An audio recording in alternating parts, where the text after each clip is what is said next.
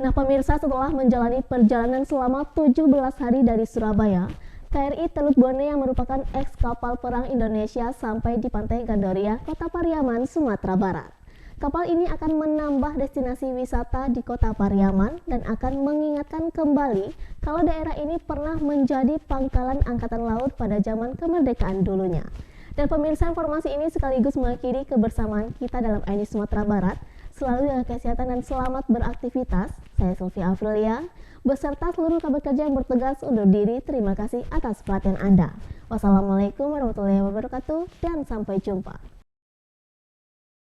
Beginilah kondisi eks kapal perang KRI Teluk Bone 511 yang telah sampai di pinggiran Pantai Gandoria, Kota Pariaman, Sumatera Barat setelah menempuh perjalanan selama 17 hari dari Kota Surabaya, Jawa Timur.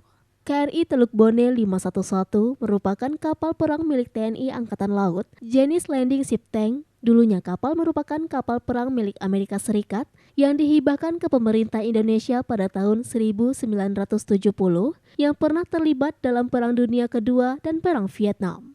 Kini eks kapal perang ini kembali dihibahkan Angkatan Laut RI ke pemerintah Kota Pariaman, tapi bukan digunakan untuk perang, melainkan akan menjadi destinasi wisata baru di Kota Pariaman tersebut.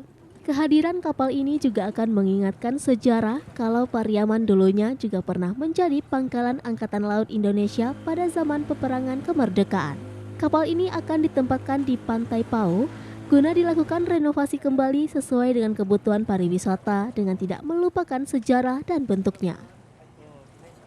Destinasi baru melalui kapal perang KRI ini akan menambah kunjungan wisata ke Kota Pariaman dan juga mengingatkan kita kembali bahwa Pariaman ini adalah memiliki sejarah sebagai pangkalan besar Angkatan Laut tahun 1946 sampai 1948, dan ini akan meriwan kembali ke semangat generasi muda untuk perjuangan bagaimana kita mempertahankan kemerdekaan. Dari Pariaman, Sumatera Barat, Eka Gus Priyadi, iNews melaporkan.